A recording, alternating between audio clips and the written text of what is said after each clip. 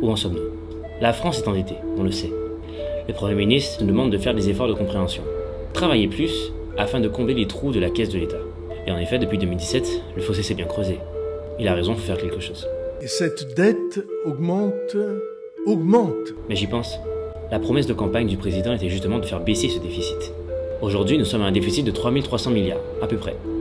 Et bien sûr, il y a des raisons légitimes à cela. Des repas à l'Élysée, de l'aide financière pour l'Ukraine, par exemple. On a appris qu'on donnait 2 milliards à l'Ukraine. J'ai toujours pas compris d'où sortent ces 2 milliards. Le salaire exorbitant de nos élus. D'ailleurs, en 1989, Hollande nous expliquait l'importance de son poste de député. Conseiller référendaire à la Cour des comptes.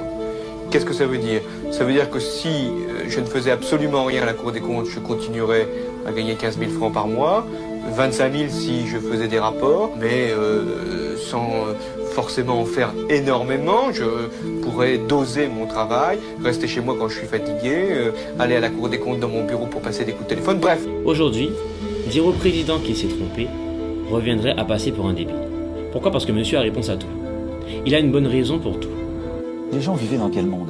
On a eu le Covid, on a eu la guerre, on a eu l'inflation. La nation a dépensé des dizaines de milliards d'euros pour protéger. Elle a donc construit une dette qu'on amortit dans le temps. Mais bien évidemment, nous sommes trop bêtes pour comprendre. Et même si les décisions ne viennent pas de nous, malheureusement, c'est nous qui allons payer. Nous, peuple qui vivons déjà dans la souffrance, alors que vivre confortablement. Mangeant gratuitement à nos frais, et avec un salaire à vie qu'il ne faut surtout pas supprimer.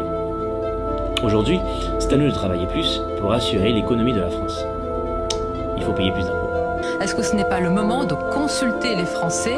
C'est vraiment le droit des peuples de disposer d'eux-mêmes, bien sur ces sujets-là. Alors que pour beaucoup, ceux qui nous demandent ça n'ont jamais travaillé ne serait-ce qu'une minute de leur vie. Du coup, je me dis, c'est assez ironique, puisque cette annonce arrive au lendemain du 14 juillet.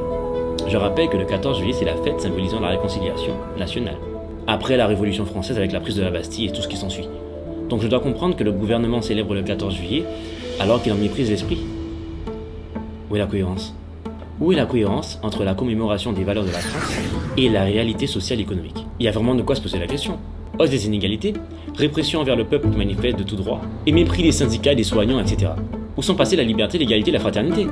Je rappelle tout de même qu'ironiquement, ce même 14 juillet 1789, le peuple s'est soulevé contre l'oppression dirigée par Louis XVI.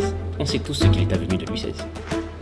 Pourtant, je pense qu'il ne faut pas avoir fait de grandes études pour comprendre qu'en baissant les dépenses de l'État, au sein même de l'État, j'entends par là le salaire des élus, nous ferions des économies mais drastiques. D'ailleurs, pourquoi toucher autant d'argent alors que tu es là pour servir la nation et que quasiment tout est offert? Je rappelle qu'il y a des pays dans l'Union européenne où les élus n'ont pas forcément de privilèges. Ils ont des salaires moyens et prennent les transports publics. Et ce qui t'oblige en tant qu'élu à agir dans l'intérêt du peuple. Parce que tu vis ces mêmes réalités toi-même. Et ici en France, les élus sont des rois, s'enrichissant sur la pauvreté, sur le dos des Français. Tout en sachant au passage qu'il s'agit de notre argent, puisque nous contribuons tous. Même ceux qui ne paient pas d'impôts contribuent. Quand tu payes une TVA sur une marchandise, tu paies des impôts. J'en déduis du coup que c'est nous qui servons les élus, et non le contraire. Bizarrement, ça me rappelle la monarchie que menait Louis XVI. Ça c'est marrant. Mais hélas.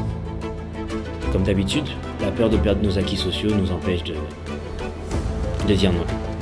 Alors que la vraie violence vient de ceux qui nous infligent tout ça. Car c'est de la violence de réduire le pouvoir d'achat des Français alors que l'inflation grimpe en flèche. C'est de la violence de faire passer des lois en 49.3 continuellement. C'est de la violence de repousser l'âge de la retraite encore et encore, de réduire les lits d'hôpitaux, de forcer le peuple à s'injecter des choses dans les veines alors qu'il n'y a point de recul sur les effets secondaires.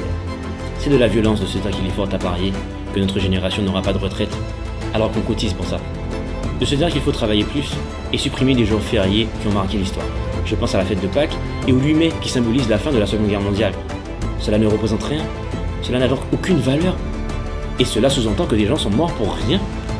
Les acquis sociaux que nous ne voulons pas perdre aujourd'hui sont justement ceux pour lesquels nos parents se sont battus, au prix de leur vie et de leur confort. Aujourd'hui, on préfère regarder s'envoler tout ça, plutôt que de dire non, juste pour ne pas perdre le si peu qui nous reste.